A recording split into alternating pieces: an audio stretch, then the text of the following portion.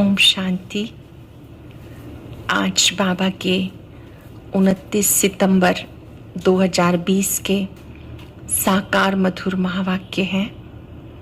एक नज़र कल की मुरली के अभ्यास के कार्य पर। कल हम सबने बहुत सुंदर अभ्यास किया कि हमें बीती बातों को बिंदु लगाना है और शुभ चिंतक बनना है। जो शुभ चिंतक आत्माएं हैं वो बीती बातों को चित्त पे नहीं रखती हैं। अगर बीती बातें चित्त पर हैं तो श्रेष्ठ व्यवहार नहीं हो सकता। जिन्हें बाबा से स्वयं से प्यार है तो वो बीती बातों से केवल पाठ सीखेंगे, बीती बातों को फुल स्टॉप लगा देंगे। अवश्य आपने शुभ चिंतक बनकर सबके लिए शुभ भावना रखी होगी। किसी के प्रति भी शत्रुता का भाव है तो बाबा के शब्द थे कि आप सारी दुनिया के सच्चे दोस्त हो। आप कहीं मित्रता का भाव सबके प्रति रखने वाले हो, शत्रुता का भाव नहीं। अगर है तो उसको समाप्त कर देना। अवश्य आपने अटेंशन दिया होगा। और आज की मधुर मुरली में बाबा ने बहुत सुंदर बात समझाई कि याद के सब्जेक्ट पर बहुत अटेंशन देना है। याद करने से विकर्म विनाश होते हैं, आत्मा पावन बनती है। तो बाबा की याद का जो सब्जेक्ट है वो बहुत इम्पोर्टेंट है। साथ साथ बाबा ने कहा कि आप सब आत्माएं एक्टर हो। हर एक आत्मा का अपना अपना पार्ट है, एक का पार्ट ना मिले दूसरे से। साथ साथ बाबा ने वरदान में हम सबको समझाया कि बाबा की श्रीमत में कभी भी मनमत या जनमत मिक्स नहीं करनी है। श्रीमत अर्थात बाबा ने जो कहा, जिस अर्थ में कहा, जिस भाव भावना से कहा, उसको पूरा फॉलो करना है। बाबा ने कहा उसमें कभी भी मनमत या जनमत जो लोग कहते हैं उसको मिक्स नहीं करना, और ना ही श्रीमत को कभी इधर उधर व्यर्थ के कार्यों में, कल्याण के कार्यों में नहीं लगाना। आप केवल स्वयं को देखो, बाबा को देखो, औरों को नहीं। ये इतना सुंदर मंत्र है आगे बढ़ने का कि खुद को देखो और बाबा को देखो। अन्यथा हमारा टाइम दूसरों से कंपैरिजन करने में बहुत जाता है, और जहाँ कंपैरिजन होता है तो जहाँ जिससे करना चाहिए उससे हम ना करके अन्य आत्माओं से करते हैं, तो या तो सुपीरियरिटी कॉम्प्लेक्स आ जाता है या इन्फ्योरिटी कॉम्प्लेक्स। दोनों ही अच्छे नहीं हैं। हम जो हैं, जैसे हैं, बाबा ने हमें अपना बनाया है तो हमें श्रीमत प्रमाण चलना है। ना तो अपने अभिमान में आना है किसी, और ना ही अपने आप को हीन समझना है। अब हम एकाग्र होकर सुनेंगे। बाबा ने कहा, मीठे बच्चे, तुम्हारी पढ़ाई का सारा मदार योग पर है। पढ़ाई भी रोज क्यों पढ़ते हैं हम? योग अच्छा लगे। योग से आत्मा पवित्र बनती है, विकर्म विनाश होते हैं। योग से आत्मा पवित्र बनती है, विकर्म विनाश होते हैं। कुछ ने कई बच्चे बाबा का बनकर फिर हाथ छोड़ देते हैं। कारण क्या होता है? कोई चलते चलते भी बाबा का हाथ छोड़ देते हैं। उसका क्या कारण है? क्या कारण होगा? बाबा ने सुनाया, बाबा को पूरी रीति ना पहचानने के कारण, पूरा निश्चय बुद्धि ना होने के कारण 8-10 वर्ष के बाद भी बाबा को फारकती दे देते हैं, हाथ छोड़ देते हैं, पद भ्रष्ट हो जाता है। पढ़ना ही छोड़ देते हैं तो उनका भविष्य पद नष्ट हो जाता है। दूसरा, क्रिमिनल आई होने से माया की ग्रहचारी बैठ जाती है, अवस्था नीचे ऊपर होती रहती है, तो भी पढ़ाई छूट जाती है, क्योंकि अपने आप को परिवर्तन नहीं कर सके, क्रिमिनल आई को सिविल आई में नहीं बदल पाए, तो माया की ग्रहचारी बैठ जाती है, अवस्था नीचे ऊपर होती रहती है, तो भी पढ़ाई छूट जाती है। सरल शब्दों में पढ़ाई छूटने के 2 कारण बाबा ने बताए। पहला, बाबा को अच्छी तरह से ना पहचानना। बाबा जो है, जैसा है, न केवल वो बाप है, लेकिन वो शिक्षक भी है, सतगुरु भी है, दोस्त भी है, सखा भी है, धर्मराज भी है। अगर कोई पूरी रीति नहीं पहचानते हैं तो भी वो बाबा कहते छोड़ देते हैं। 8-10 वर्ष आके भी छोड़ देते हैं। और दूसरा, अपने आप में परिवर्तन नहीं कर पाए, अपनी दृष्टिवृत्ति को नहीं बदल पाए, इसलिए भी अवस्था नीचे ऊपर हो जाती है, पढ़ाई छूट जाती है। ओम शांति। रूहानी बच्चों प्रति रूहानी बाप समझा रहे हैं। जब बाबा कहते रूहानी बच्चे, तो हमारे सामने सब ज्योति बिंदु आत्माएं आनी चाहिए। रूहानी बाप मतलब गुणों का सागर बाप समझा रहे हैं। अभी समझते हो हम सब रूहानी बेहद के बाप के बच्चे हैं। इनको बाप दादा कहा जाता। जैसे तुम रूहानी बच्चे हो, वैसे ये भी रूहानी बच्चा है शिव बाबा का। ब्रह्मा भी बच्चा किसका है? शिव बाबा का। शिव बाबा को रथ तो चाहिए ना, इसलिए जैसे तुम आत्माओं को ऑर्गन्स मिले हैं कर्म करने के लिए, वैसे शिव बाबा को भी रथ है, क्योंकि कर्म क्षेत्र है जहां कर्म करना होता है। वो है घर जहां आत्माएं रहती हैं। आत्मा ने जाना है हमारा घर शांति धाम है, वहां ये खेल नहीं होता है। हम सब ने क्या जाना है कि हम सबका घर शांति धाम है। 3 लोक है ना, ये साकार लोक जहां बैठे हैं, इससे ऊपर सूक्ष्म लोक जहां ब्रह्मा विष्णु शंकर हैं, और तीसरा है परम धाम या शांति धाम। बाबा कहते वहां पे कोई खेल नहीं होता, बत्तियां आदि कुछ नहीं होती हैं, सिर्फ आत्माएं रहती हैं। यहाँ आती हैं पार्ट बजाने। तुम्हारी बुद्धि में है ये बेहद का ड्रामा है। जो एक्टर्स हैं उनके एक्ट शुरू से लेके अंत तक तुम बच्चे नंबरवार पुरुषार्थ अनुसार जानते हो। आत्माएं सब एक्टर हैं, शरीर लेकर कैसे पार्ट बजाती हैं वो आप जानते हो। यहाँ कोई साधु संत आदि नहीं समझाते। यहाँ हम बच्चे बेहद बाप के पास बैठे हैं। हमें पवित्र बनकर वापस जाना है। पवित्र जरूर बनना है आत्मा को। ऐसे नहीं कि शरीर भी यहाँ पवित्र बनना है, नहीं, आत्मा पवित्र बनती है। शरीर तो पवित्र तब बनता है जब 5 तत्व सतो प्रधान हो। अब तुम्हारी आत्मा पुरुषार्थ कर पावन बन रही है। इस समय आपकी आत्मा बाबा को याद कर कर पावन बन रही है। वहां आत्मा और शरीर दोनों पवित्र होते हैं, या नहीं हो सकते। सत्युगी दुनिया में आत्मा और शरीर दोनों ही पावन होते हैं। आत्मा पवित्र बन जाती तो फिर पुराना शरीर छोड़ती, फिर नए तत्वों से नए शरीर बनते। तुम जानते हो हमारी आत्मा बेहद बाप को याद करती है या नहीं करती है। हर एक जानते हैं कि हमारी आत्मा बाबा को याद करती है या नहीं। ये तो हर एक को अपने से पूछना है। पढ़ाई का सारा मदार योग पर है। पढ़ाई तो सहज है, समझ गए कि चक्र कैसे फिरता है। बाबा ने हम सबको पढ़ा दिया सृष्टि चक्र के बारे में कि चक्र कैसे फिरता है। मुख्य याद की यात्रा ये अंदर गुप्त है। बाबा की याद ये गुप्त यात्रा है, देखने में थोड़े ही आता है। बाबा नहीं कह सकते कि बहुत याद करते हैं। बाबा नहीं कह सकते कि बहुत याद करते हैं। ज्ञान के लिए बता सकेंगे कि ज्ञान में बहुत तीखा है। याद का तो कुछ देखने में नहीं आता। ज्ञान मुख से बोला जाता है, और याद तो अजपा जाप है ना। याद का तो अजपा जाप है, अंदर ही अंदर याद करना है। जाप अक्षर भक्ति मार्ग का है। जाप माना कोई का नाम नहीं जपना। यहाँ तो आत्मा को अपने बाप को याद करना है, मन ही मन में याद करना है, अंदर ही अंदर याद करना है। इसलिए इसको अजपा जाप कहते हैं। जानते हो बाबा को याद करते करते पवित्र बनते जाते हैं। मुक्तिधाम शांतिधाम में जाके पहुंचेंगे। ऐसे नहीं कि ड्रामा से मुक्त हो जाएंगे। मुक्ति का अर्थ है दुखों से मुक्त हो, शांतिधाम जाए, फिर सुखधाम में आएंगे। पवित्र जो बनते हैं वो सुख भोगते हैं। अपवित्र मनुष्य उनकी खिदमत करते हैं। जो भी देवी देवताएं हैं सब उनकी पूजा करते हैं, क्योंकि पवित्रता है उनके अंदर। तो जो अपवित्र हैं वो उनकी खिदमत करते हैं। पवित्र की महिमा है, इसमें मेहनत है। आंखें बहुत धोखा देती हैं, फिर गिर पड़ते हैं। नीचे ऊपर सबको होना होता है। अवस्था बाबा कहते हैं नीचे ऊपर होती रहती है। किसी की अवस्था अच्छी, किसी की मध्यम, ग्रहचारी सबको लगती है।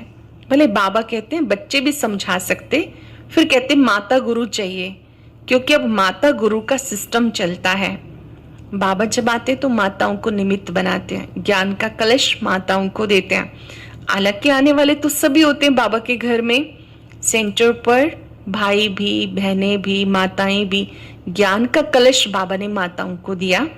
बाबा ने कहा माता गुरु चाहिए, क्योंकि अब माता गुरु का सिस्टम चलता। आगे पिताओं का था, अब पहले पहले कलश माताओं को मिलता, माताएं मेजॉरिटी हैं, कुमारियां राखी बांधती हैं पवित्रता के लिए। भगवान कहते काम महाशत्रु है, इस पर जीत पहनो। रक्षाबंधन पवित्रता की निशानी है। वो लोग राखी बांधते हैं, पवित्र तो बनते नहीं। दुनिया में राखी तो बांधते हैं, पवित्र तो बनते नहीं। वह सब है आर्टिफिशियल राखी, कोई पावन बनाने वाले नहीं है। इसमें तो ज्ञान चाहिए। अब तुम राखी बांधते हो, अर्थ भी समझाते हो, ये प्रतिज्ञा कराते हैं। जैसे सिख लोगों को कंगन निशानी होती है, लेकिन पवित्र तो बनते नहीं।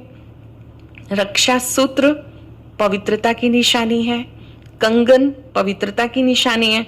तो बाबा कहते वो भी कंगन तो पहनते हैं सिख लोग, लेकिन पवित्र बनते नहीं। पतित को पावन बनाने वाला सर्व का सदगति दाता एक है, वो भी देहधारी नहीं। पानी की गंगा तो इन आंखों से देखने में आती, बाप जो सदगति दाता है उनको इन आंखों से नहीं देखा जाता। शिव बाबा जो सबका सदगति दाता है, उन्हें इन चर्म चक्षुओं से नहीं देखा जाता, दिव्य दृष्टि से ही देखा जाता है। आत्मा को कोई भी देख नहीं सकते कि वो क्या चीज है। कहते हैं हमारे शरीर में आत्मा है, उनको देखा है? कहेंगे नहीं।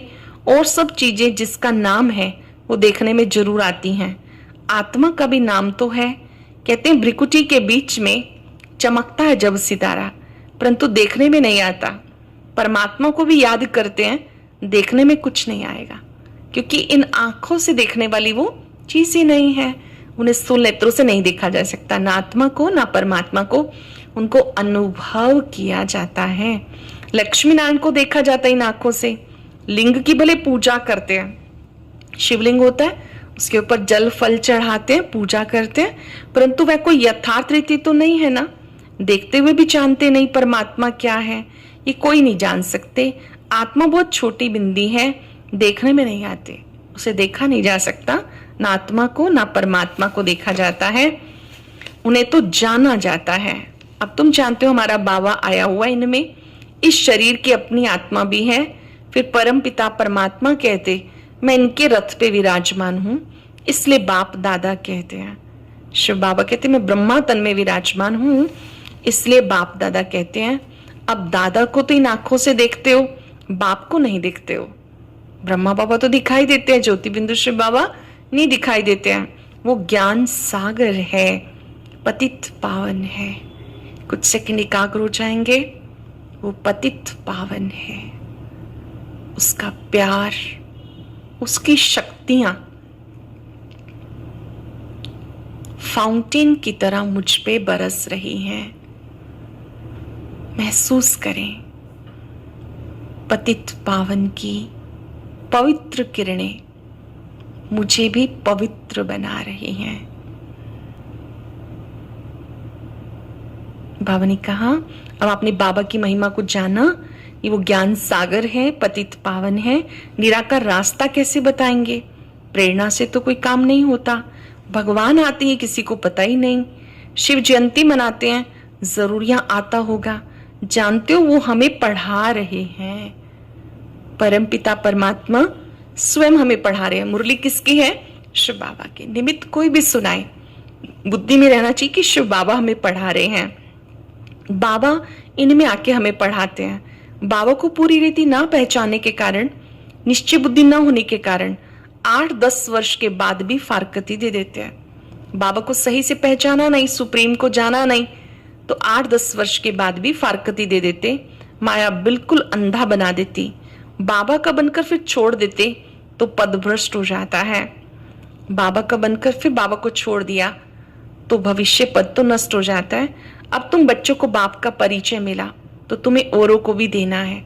ऋषि मुनि आदि सब नेति नेति करते आए, अब तुम जानते हो।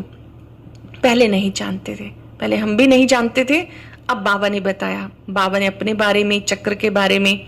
अब तुम कहेंगे हम जानते हैं, तो आस्तिक हो गए। सृष्टि चक्र कैसे फिरता है अब तुम जानते हो। दुनिया और तुम खुद इस पढ़ाई से पहले नास्तिक थे, अब बाबा ने समझाया। कहते हो परम पिता परमात्मा ने हमें समझाया, हमें आस्तिक बनाया। हम रचता और रचना के आदि मध्य अंत को पहले नहीं जानते थे, अब जानते हैं। बाबा ने कहा इस समय जबकि बाबा के बने तो आप बाबा को भी जानते हो, सृष्टि के आदि मध्य अंत को भी जानते हो। फिर से मैं तुम बच्चों को नई दुनिया की ओर लेके जाता हूं। तुम हो ईश्वरीय परिवार में, वहां होंगे दैवी परिवार। अब आप ईश्वर के परिवार में हो, जहां आप कांटों से फूल बनने का पुरुषार्थ कर रहे हो, फिर आप बन जाएंगे दैवी परिवार के सदस्य। इस समय ईश्वर तुम्हें लायक बना रहे हैं स्वर्ग का देवी देवता बनाने के लिए। गॉड खुद देवी देवता बनाने के लिए पढ़ा रहे हैं, बाप पढ़ा रहे हैं। इस संगम युग को कोई भी नहीं जानते, कोई भी शास्त्र में इस पुरुषोत्तम संगम युग की बात नहीं है, कोई भी संगम युग के बारे में नहीं जानते हैं। पुरुषोत्तम युग अर्थात जहां पुरुषोत्तम बनना होता है। सतयुग को कहेंगे पुरुषोत्तम युग। इस समय तो मनुष्य पुरुषोत्तम नहीं है, संगम पर बनते हैं, पुरुषार्थ करते हैं। सतयुगी दुनिया के देवी देवताएं वो तो वैसे ही मर्यादाओं का पालन करने वाले मर्यादा पुरुषोत्तम होते हैं। इसको तो तमोप्रधान दुनिया कहेंगे, कलयुगी दुनिया को तमोप्रधान दुनिया कहेंगे। तुम ही पूज्य फिर पुजारी बनते हो, फिर पूजनीय बनने का पुरुषार्थ कर रहे हो। मनुष्य नहीं जानते कि शिव जयंती क्यों मनाते हैं। आजकल शिव जयंती की तो हॉलीडे भी नहीं करते हैं। जयंती मनाओ ना मनाओ तुम्हारी मर्जी, ऑफिशियल हॉलीडे नहीं है। जो शिव जयंती को नहीं मानते वो अपने काम पर चले जाते। बहुत धर्म है ना। सतयुग में ऐसी बातें नहीं होती हैं, वहां वो वातावरण ही नहीं, वो है नई दुनिया, एक धर्म। वहां ये पता नहीं पड़ता कि हमारे पीछे चंद्रवंशियों का राज्य होगा। यहाँ तुम जानते हो ये पास्ट हो गया। सतयुग में तुम होंगे, वहां किस पास्ट को याद करेंगे? पास्ट तो हुआ कलयुग, उनकी हिस्ट्री ज्योग्राफी सुनने से क्या फायदा। बाबा ने कहा जो सतयुग वाले वो कौन सी हिस्ट्री याद करेंगे, कलयुग को तो याद करेंगे नहीं। जब त्रेता में होंगे तो त्रेता वाले सतयुग की हिस्ट्री को याद करेंगे। यहाँ तुम जानते हो बाबा के पास बैठे हैं, बाबा टीचर भी है, सतगुरु भी है। बाबा आए हैं सदगति करने के लिए, सब आत्माओं को ले जाएंगे। मनुष्य देहाभिमान में आकर कहते सब मिट्टी में मिल जाना है, ये नहीं समझते आत्माएं तो चली जाएंगी, बाकी शरीर मिट्टी के बने हुए हैं। ये पुराना शरीर खत्म हो जाता है, हम आत्मा एक शरीर छोड़ दूसरा लेती हैं। ये इस दुनिया में हमारा अंतिम जन्म है। सब पतित हैं, सदैव पावन कोई रह नहीं सकते। सतो प्रधान सतो रजो तमो होते ही हैं। वो लोग कह देते सब ईश्वर के रूप हैं। ईश्वर ने अपने अनेक रूप बनाए खेल पाल करने के लिए। हिसाब किताब कुछ नहीं जानते, ना खेल पाल करने वाले को जानते। बाप ही बैठकर वर्ल्ड की हिस्ट्री ज्योग्राफी समझाते हैं। खेल में हर एक का पार्ट अलग अलग है, सबका पोजीशन अलग अलग। ये बाबा कहते हैं वर्ल्ड नाटक है, खेल चल रहा है, सब आत्माओं का पार्ट अपना अपना है। जो जैसा पोजीशन वाला होता है उसकी महिमा होती है। ये सब बातें बाबा संगम पर समझाते हैं। सतयुग में सतयुग का पार्ट चलेगा, वहीं बातें नहीं होंगी। यहाँ तुम्हें सृष्टि चक्र का ज्ञान बुद्धि में फिरता। तुम्हारा नाम है स्वदर्शन चक्रधारी। जब आपकी बुद्धि में सृष्टि के आदि मध्यंत का ज्ञान विचरण करता है, स्वयं का आप चिंतन करते हैं, ये है स्वदर्शन चक्र। जब आप दूसरों का चिंतन कर रहे हैं वो परदर्शन चक्र है। परदर्शन चक्र नहीं घुमाना। लक्ष्मी नारायण को थोड़ा ही स्वदर्शन चक्र दिया जाता। ये है ही यहाँ के मूल वतन में सिर्फ आत्माएं रहती हैं, सूक्ष्म वतन में कुछ नहीं। मनुष्य जानवर पशु पक्षी आदि सब यहाँ होते हैं। सतयुग में मोर आदि दिखाते हैं। ऐसे नहीं कि वहां मोर के पंख निकाल कर पहनते होंगे, ऐसे कोई मोर को दुख थोड़े देंगे। सतयुग वाले कोई स्पेशल मोर से पंख निकाल कर थोड़ी पहनेंगे, इससे तो उसको दुख पहुंचेगा। ऐसे भी नहीं कि मोर का गिरा हुआ पंख ताज में लगाएंगे, नहीं। ताज में भी ऐसे निशानी दे दी। वहां सब खूबसूरत चीजें होती हैं, कोई भी गंदी चीज वहां नहीं होती है। कोई चीज नहीं होती जिसे देखकर घृणा आए, जरा भी कोई गंदगी नहीं होती, कोई ऐसी चीज नहीं होती जिससे घृणा आए। यहाँ तो घृणा आती है। वहां जानवरों को भी दुख नहीं होता। सतयुग कितना फर्स्ट क्लास होगा। नाम ही है स्वर्ग, हेवन, नहीं दुनिया। यहाँ तो पुरानी दुनिया में देखो बरसात के कारण मकान भी गिरते रहते हैं। ये निशानी है, प्योरिटी का सिंबल है, जो पंख दिखाते हैं। बाबा ने कहा जो पवित्रता है वो आपकी सतयुगी दुनिया में 100% होती है। वहां पर सतयुगी दुनिया में सब सुखी होते हैं। मनुष्य मर जाते हैं, अर्थक्वेक होगी, सब दब के मर जाएंगे। सतयुग में बहुत थोड़े होंगे, बाद में वृद्धि को पाते हैं। पहले सूर्यवंशी फिर चंद्रवंशी। सतयुग वालों को क्या कहते हैं? सूर्यवंशी। त्रेता वाले चंद्रवंशी। अब दुनिया 25% पुरानी होगी तो पीछे चंद्रवंशी।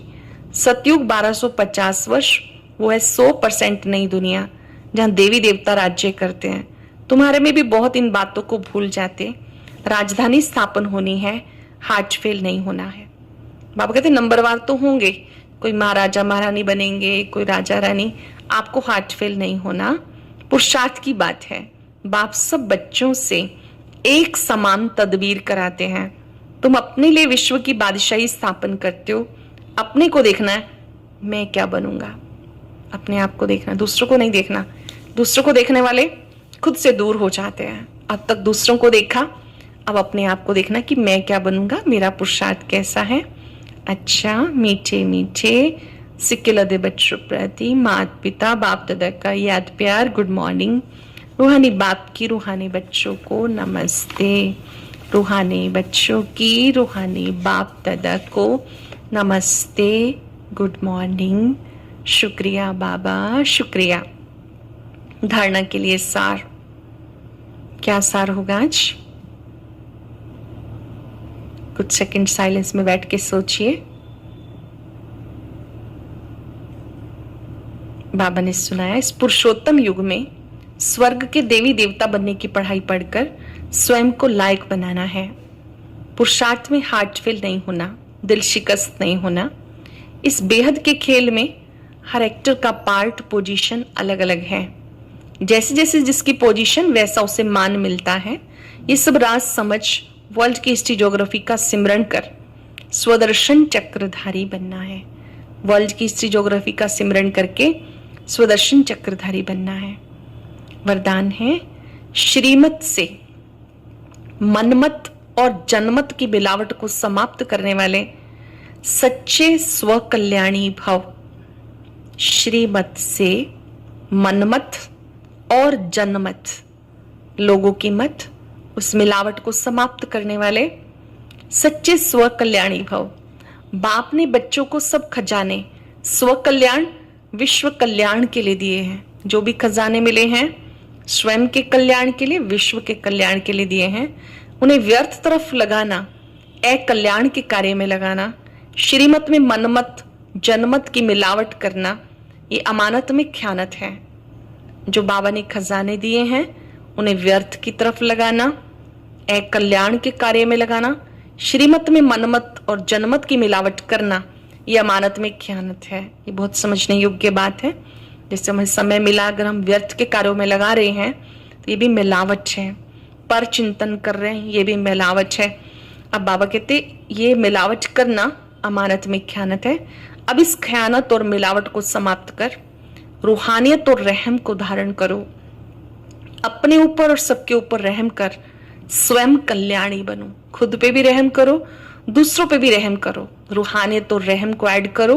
स्वयं को देखो, बाबा को देखो, औरों को नहीं। सरल शब्दों में बाबा के बने तो हमें सभी खजानों को कल्याण के कार्यों में लगाना है। जैसे समय का खजाना, संकल्पों का खजाना, श्रेष्ठ स्वभाव का खजाना, ज्ञान का, गुणों का खजाना, शक्तियों का खजाना। इनको व्यर्थ के कार्यों में नहीं लगाना। अगर व्यर्थ के कार्यों में लगा रहे हैं तो ये अमानत में खयानत है। या तो स्व कल्याण में या विश्व कल्याण में लगाना है। उसके लिए स्वयं को देखो, बाबा को देखो। लोगों ने सदा हर्षित वही रह सकते हैं जो कहीं भी आकर्षित नहीं होते। जो पवित्र पूज्य आत्माएं हैं उनके सामने संसार झुकता है, वो कहीं आकर्षित नहीं होती हैं। आज हम अभ्यास करेंगे।